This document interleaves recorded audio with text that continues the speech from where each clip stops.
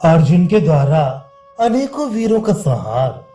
संजय ने कहा, महाराज, इस समय अर्जुन आपकी सेना का संहार कर रहे थे।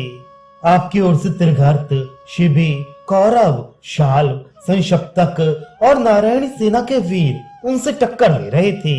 सत्यसेन, चंद्रदेव, मित्रदेव, श्रुतंजय, सौश्रुति, चित्रसेन, मित्रवर्मा और भाइयों से घिरा हुआ त्रिगर्त राज्य, ये सभी वीर संग्राम भूमि में अर्जुन पर तरह तरह के बाण समूहों की वर्षा कर रहे थे। योद्धा लोग अर्जुन से सैकड़ों और हजारों की संख्या में टक्कर देकर लुप्त हो जाते थे। इसी समय उन पर सत्यसेन ने 3, मित्रदेव ने 63, चंद्रदेव ने 7, मित्रवर्मा ने 73, सौश्रुति ने 7, शत्रुंजय ने 20 और सुशर्मा ने 9 बाण छोड़े। इस प्रकार संग्राम भूमि में अनेकों योद्धाओं के बाणों से भिंदकर अर्जुन ने बदले में उन सभी राजाओं को घायल कर दिया। उन्होंने 7 बाणों से सौश्रुति को, 3 से सत्यसेन को, 20 से शत्रुंजय को, 8 से चंद्रदेव को, 100 से मित्रदेव को, 3 से श्रुतसेन को, 9 से मित्रवर्मा को और 8 से सुशर्मा को बींधकर अनेकों तीखे बाणों से शत्रुंजय को मार डाला। सौश्रुति का सिर धड़ से अलग कर दिया। इसके बाद फौरन ही चंद्रदेव को अपने बाणों से यमराज के घर भेज दिया और फिर 5-5 बाणों से दूसरे महारथियों को आगे बढ़ने से रोक दिया। इसी समय सत्यसेन ने क्रोध में भरकर श्री कृष्ण पर एक विशाल तोमर फेंका और बड़ी भीषण गर्जना की। वह तोमर उनके दाएं भुजा को घायल करके पृथ्वी पर जा पड़ा। इस प्रकार श्री कृष्ण को घायल हुआ देख महारथी अर्जुन ने अपने तीखे बाणों से सत्यसेन की गति रोककर फिर उसका कुंडल मंडित विशाल मस्तक धड़ से अलग कर दिया। इसके बाद उन्होंने अपने पहने बाणों से मित्रवर्मा पर आक्रमण किया तथा एक तीखे वत्सदंत से उसके सारथी पर चोट की। फिर महाबली अर्जुन ने सैकड़ों बाणों से संशप्तकों पर वार किया और उनमें से सैकड़ों हजारों वीरों को धराशायी कर दिया। उन्होंने एक छुरप्र से मित्रसेन का मस्तक उड़ा दिया और सुशर्मा की हंसली पर चोट की। इस पर सारे संशप्तक वीर उन्हें चारों ओर से घेर कर तरह तरह के शस्त्रों से पीड़ित करने लगे।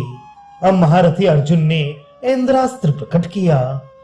उसमें से हजारों बाण निकलने लगे, जिनकी चोट से अनेकों राजकुमार, क्षत्रिय वीर और हाथी घोड़े पृथ्वी पर लोटपोट हो गए। इस प्रकार जब धनुर्धर धनंजय संशप्तकों का संहार करने लगे तो उनके पैर उखड़ गए। उनमें से अधिकांश वीर पीठ दिखाकर भाग गए। इस प्रकार वीरवर अर्जुन ने उन्हें रणांगण में परास्त कर दिया। राजन, दूसरी ओर महाराज युधिष्ठिर बाणों की वर्षा कर रहे थे। उनका सामना स्वयं राजा दुर्योधन ने किया। धर्मराज ने उसे देखते ही बाणों से भीन डाला। इस पर दुर्योधन ने 9 बाणों से युधिष्ठिर पर और एक भल्ल से उनके सारथी पर चोट की। तब तो धर्मराज ने दुर्योधन पर 13 बाण छोड़े। उनमें से 4 से उसके चारों घोड़ों को मारकर 5वें से सारथी का सिर उड़ा दिया। 6ठे से उसकी ध्वजा काट डाली। 7वें से धनुष के टुकड़े कर दिए।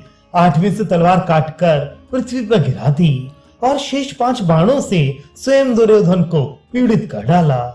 अब आपका पुत्र उस अश्विन रथ से कूद पड़ा।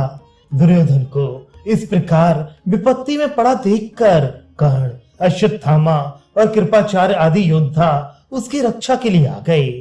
इसी समय सब पांडव लोग भी महाराज युधिष्ठिर को घेर कर संग्राम भूमि में बढ़ने लगे। बस अब दोनों ओर से खूब संग्राम होने लगा। दोनों ही पक्ष के वीर वीर धर्म के अनुसार एक दूसरे पर प्रहार करते थे। जो कोई पीठ दिखाता था उस पर कोई चोट नहीं करता था।